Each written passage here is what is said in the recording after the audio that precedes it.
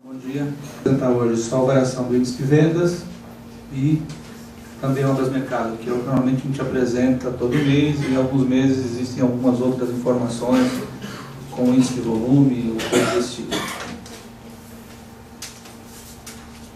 Falando primeiro do índice nacional de vendas, nós tivemos aí no mês de abril, estamos falando do fechamento de abril, uma variação sobre o mês de março, ou seja, sobre o mês anterior, de 3,28 negativo nominal e de 3,83 já descontado a inflação, ou considerado a inflação, 3,83 negativo sobre o mês de março. Nós vimos aí de números positivos nos meses anteriores. Em princípio pode causar uma certa estranheza essa relação, essa variação negativa sobre março, mas é bastante compreensível até o porquê desses números. Primeiro, existe uma diferença de data de Páscoa deste ano em relação ao ano passado. A Páscoa ocorreu esse ano no dia 4 de abril, então uma parte da venda que normalmente ocorre dentro do mês em que ocorre a Páscoa acabou acontecendo no mês anterior, que foi março. Então isso é um pouco da explicação. Outro fator também que contribui é que no mês de março nós temos 31 dias de venda e no mês de abril nós temos 30 dias, quer dizer, um dia de venda. E um dia de venda pode oscilar aí de 1,5% até 3% em termos de variação, ou provocar uma variação de até 3% de um mês para o outro. Com relação à variação sobre abril do ano passado, a variação nominal foi 4,75 e a variação real, ou seja, já considerada a inflação, 0,49, o que nos gerou um acumulado de 6,18, caímos de 8 ponto alguma coisa para 6,18. Também essa relação aqui, ou essa variação, ela tem um efeito importante também com relação à Páscoa. A Páscoa no ano passado ocorreu no dia 12 de abril, então a venda praticamente de Páscoa, ou dos produtos considerados de Páscoa, foi fortemente no próprio mês de abril. E nesse mês, como eu falei, como ocorreu no início do mês, então uma parte da venda já havia sido computada em março. De qualquer forma, o acumulado está correto, ele não teve nenhum impacto, porque ou ocorreu em março ou ocorreu em abril a venda. No acumulado até abril, ele está, assim, correto. E agora, essa série histórica aqui talvez dê para vocês entenderem um pouco mais até as nossas expectativas futuras. Aqui nós temos uma série histórica do acumulado real de vendas que vai de 2008, 2009 e os primeiros meses aí de 2010. Se for analisar aqui esse comportamento, vamos dizer assim, do ano de 2008 inteiro, nós tivemos aí permanecemos sempre na casa do 8,5, 9, tivemos aqui um destaque de 10,26 também em função da Páscoa que ocorreu nesse mês. E em 2009 nós nos mantivemos aí na casa dos 5, 5,5%, também aqui com uma queda no mês de março em função da base do ano passado ter sido bastante elevada. No ano de 2010, nós estávamos nos mantendo também na casa do 8, 8,5%, e esse mês aqui esse acumulado caiu para 6,18%. Como esse ano aqui nós nos mantivemos com 5%, na faixa de 5, 5,5%, crescendo sobre um ano muito forte, um ano que cresceu em torno de 9%. Esse ano o comportamento ele é meio cíclico, né? Ele voltou a ter um crescimento na faixa de 8, 8,5%, sobre um ano que cresceu menos do que o ano passado, do que o ano anterior. Esse efeito aqui, eu acho que nós temos realmente um impacto sazonal.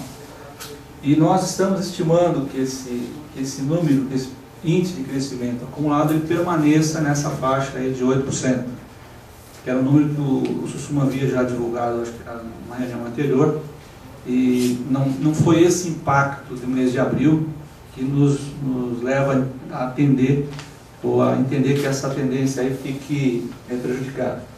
Por que a gente imagina que esses 8% devem manter? Primeiro, esse entendimento aqui do cíclico, né? Um ano que cresce sobre um ano anterior forte tende a crescer menos. no ano seguinte volta a ter um crescimento mais forte. O segundo ponto que a gente acha que é importante é o evento Copa do Mundo. Tá? Nós estamos falando de abril, não temos praticamente ainda nenhum impacto de venda de Copa do Mundo. Isso deve ocorrer, nós devemos já sentir alguma coisa no mês de maio. Por exemplo, televisores crescem aí, chega a crescer até 30% em meses, de anos que existem Copa do Mundo. Essa venda deve ocorrer em maio e junho, uma vez que a Copa começa em junho. Depois nós temos outros produtos, como bebidas, que vai crescer 20%, 27%, até 27% também em meses de Copa do Mundo. E aí esse crescimento ocorre no mês, realmente, nos dias de jogos. Então isso vai ocorrer em junho, mais em junho e julho. Temos aí outros produtos também que são típicos para esse tipo de evento, como petisco, salgadinhos, que chega a crescer 10%. Então isso tudo deve ter um impacto positivo nos meses de maio, junho e julho. A gente precisaria fazer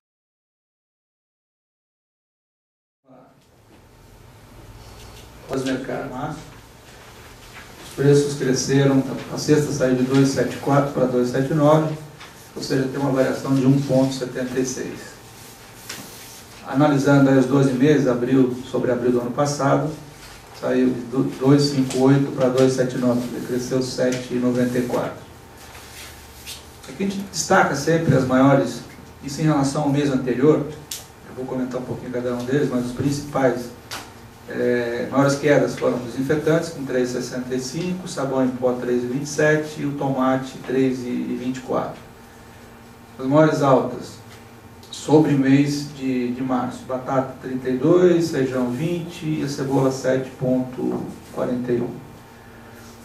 Eu acho que se a gente analisar só a variação do mês anterior, talvez não dê uma visão muito clara do comportamento. Se a gente fizer uma análise dos 3, 4 produtos, vamos chamar assim: batata, feijão, cebola e o tomate, que são produtos que sofrem impacto muito forte com relação à intempérie. Nós tivemos aí um período grande de chuvas, e isso provocou realmente alguns problemas de safra, até de uma redução da área de plantio de alguns tipos de produtos. A gente verificar, por exemplo, a batata, que teve um crescimento de 32,44 no mês, ele ao longo de 12 meses cresceu 54%. Então já vinha numa tendência de crescimento anterior. Esse mês, na verdade, foi mais um crescimento. O feijão, que cresceu 20,19, ele já tem também um número acumulado de 7,14 de crescimento. A cebola um pouco pior ainda, cresceu 7,41, mas ao longo dos 12 últimos meses cresceu 67%.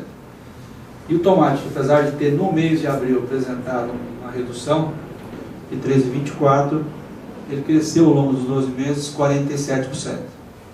E a gente julga que esse comportamento é em função de questões climáticas, principalmente de redução até de área de plantio ocorrida em função disso. Já com relação aos desinfetantes, os dois produtos que não são sazonais, que não dependem de safra ou de plantio, o desinfetante ele foi mais uma recomposição de preço, uma adequação de preço. Ele vinha de um crescimento aí de 2,3 em relação ao ano anterior, então mostrou uma certa tendência aí de redução e acomodação.